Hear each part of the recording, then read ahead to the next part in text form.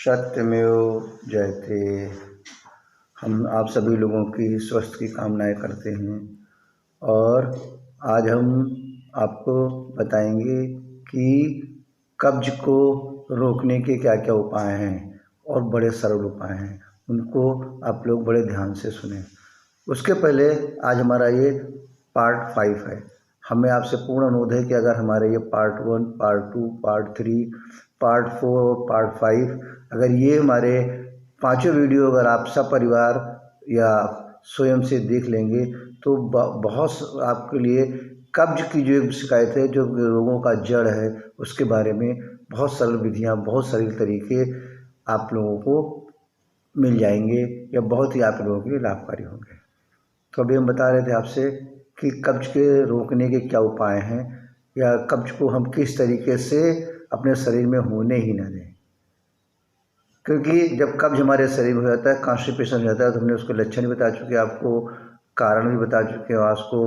और उसमें जब गंभीर लक्षण थोड़े से हैं, जो कुछ गंभीर लक्षण आते हैं, अगर हमारे कब्ज कुछ ज़्यादा हो गया तो उससे गंभीर लक्षण क्या कहते हैं, पाइल्स का हो जाना, यानी हमारे जिसे हम बवासीर कहते हैं या मूल व्याध कहते हैं। उसमें क्या होता है, हमारे गुदा की नसों में सूजन आ जाती है। जब गुदा की नसों में यानी हमारी सूजन आती है एनएस में, तो हम उस चीज़ को पाइल्स कहते हैं या बवासीर कहते हैं।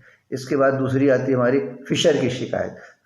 फिशर की शिकायत में क्या होता है, हमारे गुदा की स्किन जो है वो फटने लगती है या हमारे गुदा की जो चमड़ी है वो फटने लगती है, जिससे कि हमारा ब्लड आना शुरू हो जाता है, जिसे हम कहते हैं ब्लीडिंग पाइल्स। तीसरा हमारा क्या होता है, रेक्टल प्रोलैप्स, आंतों के मल द्वार से आंतों का बाहर आ जाना। देखते कभी कभी लोग कहते हैं कि हम लैट्रिन कर रहे हैं तो हमारा आंत बाहर आ गई, वो भी हमारा क्रॉनिक कॉन्स्टिपेशंस के ये सारे सिम्टम्स हैं, ये सारी तकलीफ़ें आने शुरू हो जाती हैं। फिर इसके बाद हमारा आता है फेकल इम्प्रेशंस। इसमें क्या होता है, मल का कठोर हो जाना और आंतों के अंदर फंस जाना।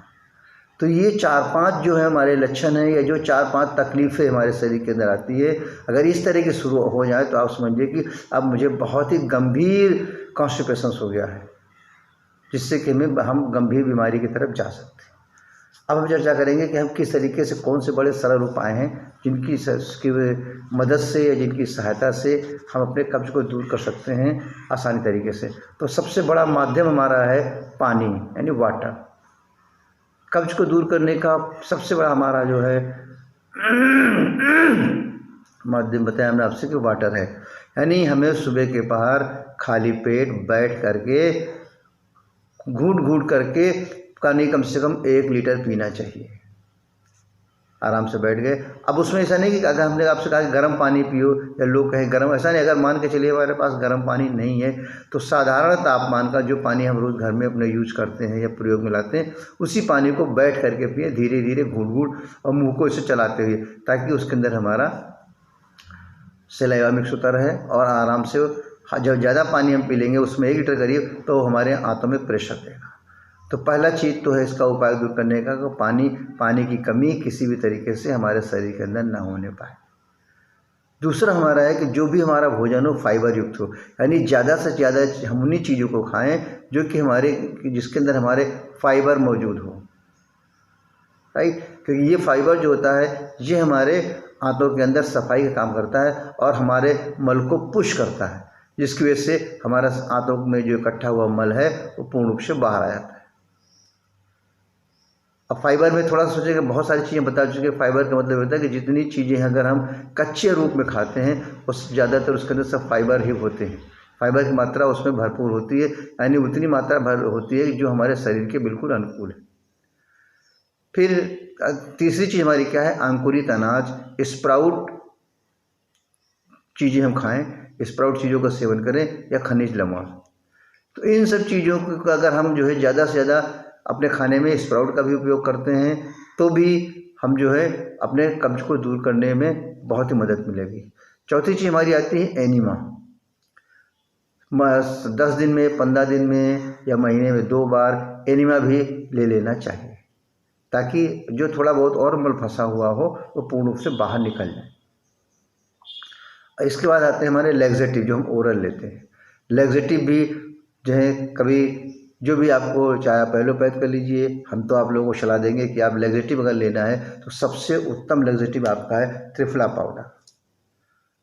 त्रिफला पाउडर में किसी भी तरह की कोई नुकसान नहीं, कोई साइड इफ़ेक्ट नहीं। और ज़्यादा लैक्सेटिव भी नहीं लेना कि आप लगातार हमेशा लैक्सेटिव के सहारे ही अपने शरीर को रखें, लैक्सेटिव के सहारे ही आप अपना मल का त्याग करें। यानी हफ्ते में या 10 दिन में ऐसा बना लीजिए कि हम 1 चम्मच रात में हल्का गर्म पानी से त्रिफला पाउडर ले लेंगे। बहुत सरल चीज़ें हैं और इन सब चीज़ों का ध्यान में रखते हुए अगर हम इन सब चीज़ों का ध्यान रखेंगे तो हमें कब्ज की शिकायत नहीं होगी। और अगर कब्ज हो रहा है तो धीरे धीरे करके हमारा कब्ज उसमें से निकल जाएगा। और इसके बाद हम जो है उन चीज़ों का भी सेवन करें लैक्सेटिव के रूप में जो हमारी जो है जिसके अंदर लुब्रिकेशंस वाले हैं। यानी कभी कभी लोग ऑयल का भी उपयोग करते हैं लैक्सेटिव के रूप में, जैसे कैस्टर ऑयल सबसे उत्तम होता है हमारा कैस्टर ऑयल।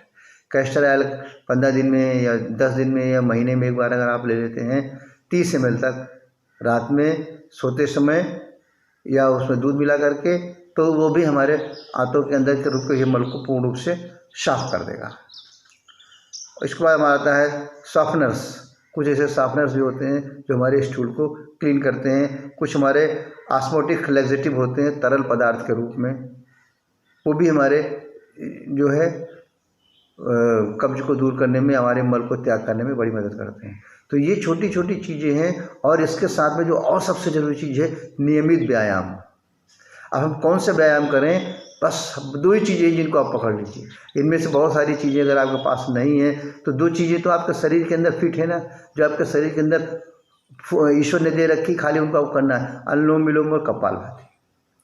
अगर आप नियम से 200 अनुलोम विलोम और नियम से 500 से लेके 800 1000 तक कपालभाति अगर आप करते रहते हैं तो जल्दी से पहली चीज़ तो आपको कब्ज होगी ही नहीं।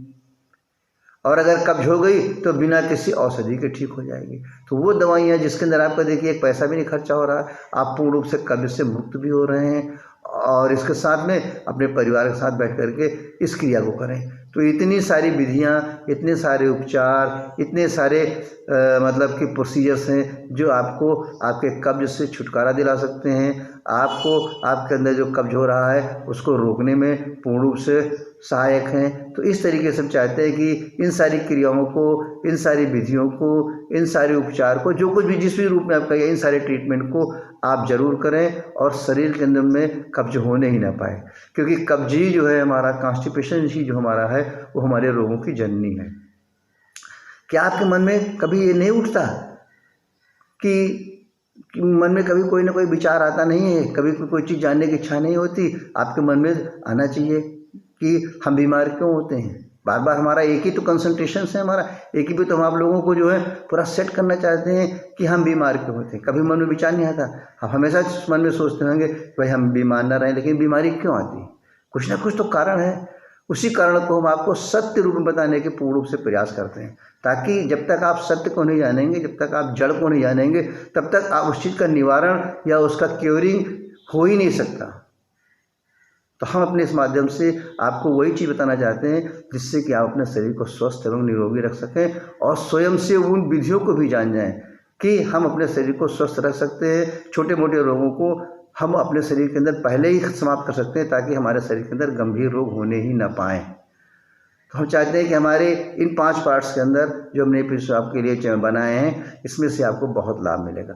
ज़रूर इस चीज़ को ध्यान से देखें, खुद देखें, सपरिवार देखें। और किसी भी तरह की आपको शंका हो रही, बार बार कहता हूँ, किसी भी तरह आपको डाउट हो रहा, कोई चीज़ हम जो है हम यहाँ हम आपको गलत बता रहे हैं, तो जब तक आप अपनी तरफ से नहीं बताएंगे तब तक हो सकता है कि हम उसमें स्वयं से सुधार न कर पाएँ और आपके प्रश्नों का सही रूप से उत्तर न दे पाएँ। क्योंकि हमें हर रूप में आपको संतुष्ट करना है, हमें हर रूप में आपको विश्वास दिलाना है। क्योंकि जब तक आप इन चीज़ों को नहीं जानेंगे, आपके अंदर जो इच्छाएं उठ रही हैं, बार बार वे कहते हैं आपके अंदर मन में नहीं आता कि भाई हम बीमार न रहें, आप नहीं सबके मन में विचार नहीं आता कि हम उन चीज़ों को जान जाएं, उन चीज़ों के बारे में हमें ज्ञान प्राप्त हो जाए, उन चीज़ों के बारे में हमें कोई ना कोई विधि मिल जाए, उन चीज़ों की हमें कोई ना कोई उपाय मिल जाए, उन चीज़ों का कोई ना कोई हमें मार्ग मिल जाए या रास्ता मिल जाए जिससे हम अपने शरीर को स्वस्थ और निरोगी रख सकें। बिल्कुल है, खाली आपको समझना है। इसके साथ हम चाहते हैं कि ज़्यादा से ज़्यादा लोग इस चीज़ का लाभ उठाएं और अपने शरीर को स्वयं से स्वस्थ रखने के लिए पूर्ण रूप से जागृत हों। सत्यमेव जयते।